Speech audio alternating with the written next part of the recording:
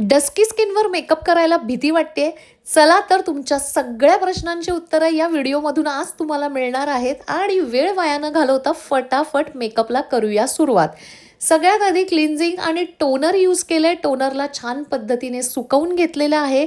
हिची स्किन आहे ऑइली, त्यामुळे मी आज क्रीम मॉइश्चरायझर बिलकुल लावणार नाहीये.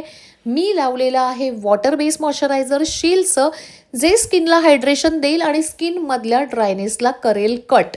बघा वॉटर बेस मॉइश्चरायझरनी स्किन किती हायड्रेटेड आणि छान दिसते. आता स्किनवर जे जे प्रॉब्लेम्स तुम्हाला दिसत आहेत, अंडर आईज, मंकी माउथच्या इकडचं टॅनिंग, पिंपलचे डाग, यावर मी क्रायलॉन डर्माचा D31 म्हणजेच रेडिश ऑरेंज कलर यूज केलेला आहे. लक्षात ठेवा, जेव्हाही डस्की स्किन येईल, त्यानंतर प्रॉब्लेम्स थोडे डार्क फॅमिलीत असतील, त्यावेळी क्रायलॉन डर्माचा D31 हा बेस्टेस्ट शेड आहे. हा प्रत्येकाच्या व्हॅनिटीत असलाच पाहिजे. चला या रेडनेसला थोडं न्यूट्रल करून घेऊया. त्यासाठी कुठल्याही कन्सिलर पॅलेटमधला डार्क ब्राऊन कलर तुम्ही अप्लाय करू शकता. बघा ब्राऊननी किती सुंदर स्किन फ्लॉलेस दिसायला लागली आहे. पण आता इव्हन टोन करायला टार्टचा 53 डीप नावाचा शेड आहे, म्हणजे जो डार्क शेड आहे तो मी यूज करणार आहे तिच्या बेससाठी. आज कुठलंही फाउंडेशन आपण यूज नाही करणार आहे. हे हाय कव्हरेज सुंदर असं लिक्विड कन्सिलर आहे टार्टचं. टार्ट माझा वन ऑफ द फेवरेट आहे. तुम्ही बघू शकता बेस किती इव्हन आणि किती फ्लॉलेस आणि नॅचरल दिसतोय. चला लॉरा मर्सियर पावडरनी सगळ्या फेसला आता करून घेऊया लॉक. लक्षात ठेवा, बेस लॉक करायला कधीही कॉम्पॅक्ट पावडर यूज करू नका. कॉम्पॅक्ट पावडर फिनिशिंगचं काम करते आणि लूज पावडर पूर्ण बेसला करते लॉक. आता मी स्टार्ट करणार आहे आधी आय मेकअप. तुम्ही बघा डोळ्याच्या वर सुद्धा मी जे कन्सिलर यूज केलं आहे ना, ते मीडियम शेडचं कन्सिलर यूज केलं आहे, 35 नंबरचं. कारण की लाईट शेडचं कन्सिलर या स्किनवर खूप जास्त उठून दिसेल, त्यामुळे मीडियम शेडच्या कन्सिलरने डोळ्याच्या वरचे आयलिड करून घेतलेत. आणि मी माझ्या स्टुडंट लोकांना दरवेळी मोस्ट ट्रेंडिंग न्यू गोष्टी आणि वेगवेगळ्या व्हरायटी शिकवत असते. बिकॉज बेसिक टू ॲडव्हान्स जरी कोर्स असला तरीही मला असं वाटतं ॲज अ मेकअप आर्टिस्ट त्यांना सगळ्या कामामध्ये आणि सगळ्या प्रकारच्या मेकअपमध्ये वर्सटाईल ते लोक असलेच पाहिजे. चला तर सगळ्यात आधी, आता हा खूप सोपा आहे मेकअप आहे, इझिली सांगते आज. सगळ्यात आधी एक लाईटर ब्राऊन कलरची क्रीज करून घ्या एका बिग ब्लेंडिंग ब्रशनी. सेम शेड हे डोळ्याच्या खाली सुद्धा अप्लाय करा बिग ब्लेंडिंग ब्रशनीच, बिकॉज ही आहे डोळ्याची कॉन्टोरिंग. तुम्ही बघू शकता त्यामध्ये डोळ्याला एक सुंदर डेप्थ क्रिएट होते आणि डोळ्याचा जो शेप असतो तो तुम्ही ॲल्मंड, म्हणजे ॲल्मंड शेप हा मेकअपमध्ये एक आयडियल आय शेप मानला जातो. तर ॲल्मंड शेपमध्ये डोळे दिसतील. त्यानंतर तुम्ही बघू शकता जी डेप्थ आहे, डेप्थ म्हणजे जिथे डोळा फोल्ड होतो तिथे मी डार्कर ब्राऊन कलर यूज केला आहे. म्हणजे जो क्रीजचा कलर आहे त्याच्यापेक्षा 2 ते 3 शेड डार्क. बघा डेप्थ करून झाल्यानंतर आपण कन्सिलर, इथे मी टार्टचं कन्सिलर यूज केलं आहे लाईट शेडचं 29N, आणि कन्सिलरनी आता आपण ॲल्मंड शेप ड्रॉ करणार आहे आणि यालाच म्हटलं जातं हाफ कट क्रीज. बघा हाफ कट क्रीज हा आय मेकअप ज्यावेळी तुम्ही प्रोफाईल क्रिएट करतात, ज्यावेळी तुम्ही मॉडेल शूट्स करता, त्यावेळी हे हाफ कट क्रीज खूप सुंदर दिसतात. ह्यांनी फोटोग्राफी, व्हिडिओग्राफीमध्ये तुमचा आय मेकअप खूप जास्त एलिगंट आणि उठून दिसतो. आता बघा ही एवढी क्रिएटिव्हिटी रिअल ऑर्डर्सवर चालते का?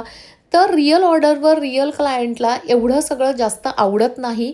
पण ॲज अ मेकअप आर्टिस्ट हा पॅटर्न तुम्हाला जमला पाहिजे आणि आला पाहिजे. हे तुमच्या प्रोफाईल बिल्डिंगसाठी तुम्हाला क्लासेस घ्यायचे असतील त्यासाठी तुम्हाला हेल्पफुल होतं. बघा कटक्रीज झाल्यानंतर मी काय केलं आहे, थोडंसं ब्लॅक कलरनी आउटरला शॅडो क्रिएट केली आहे आणि पुढची जी आयलिड होती ती मी एका स्किन कलरच्या आयशॅडोनी, मॅट आयशॅडोनी लॉक करून घेतली आहे. आणि चला तुम्हाला तर माहिती आहे आयलायनरमध्ये माझी मास्टर की आहे, तर आपण थोडंसं हलकंसं विंग लायनर करून घेऊया. विंग लायनर झाल्यानंतर आज मी थोडंसं लायनरला शेडिंग क्रिएट करते आहे. इकडे दाखवते मी जवळून तुम्हाला काय केलेलं आहे. तुम्ही बघू शकता काजळाच्या वर, म्हणजे लायनरच्या वर एक हलकीशी ब्राऊनची शेडिंग झाल्यानंतर मी इथे शिमर यूज करते आहे. खूप लोक मला शिमरबद्दल विचारतात. मी वेगवेगळ्या ब्रँडचे शिमर यूज करते, पण इथे मी जे सॉफ्ट आणि टिंटेड शिमर यूज केलं आहे ना ते आहे फॅन्टी ब्युटीचं डायमंड बॉम्ब नावाचं एक हायलायटर येतं, जे खूप जास्त स्पार्कली आणि खूप सुंदर टिंटेड असतं. ते खूपदा मी आय मेकअपमध्ये यूज करते. तर आज मी जे यूज केलं आहे ते फॅन्टी ब्युटीचं आहे डायमंड बॉम्ब. बघा लॅशेस लावून झाले आहेत आणि छान असा फेरारुसीचा मस्कारा लावते.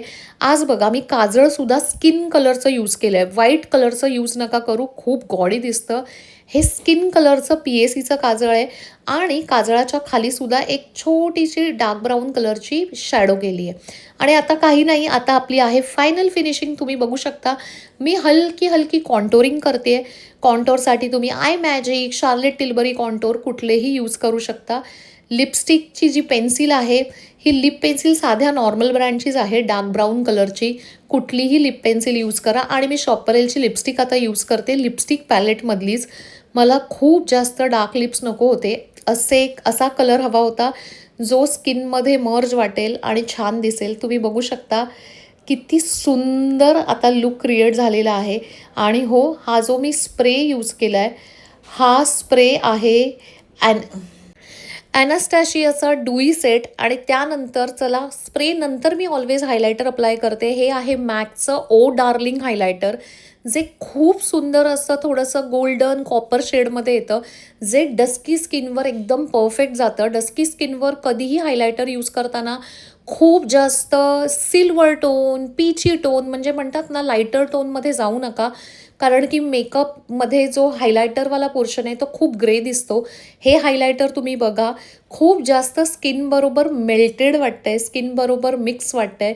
आणि तुम्ही आता हा कंप्लीट लुक बघू शकता. तिचे डोळे, तिचे आयब्रोज, नाक, पूर्ण फीचर्स आणि स्किनसुद्धा आपण तिच्या हात, पोट सगळ्याला पूर्ण स्किन मॅच होईल असा हा लुक क्रिएट केला आहे. त्यामुळे हा ट्युटोरियल तुम्हाला कसा वाटला, माझं एक्सप्लेनेशन, माझं शिकवणं तुम्हाला आवडतं आहे का, हे व्हिडिओ खाली कमेंट करून सांगायला बिलकुलसुद्धा विसरू नका. आणि आपल्या अकाउंटला असंच फॉलो करत राहा.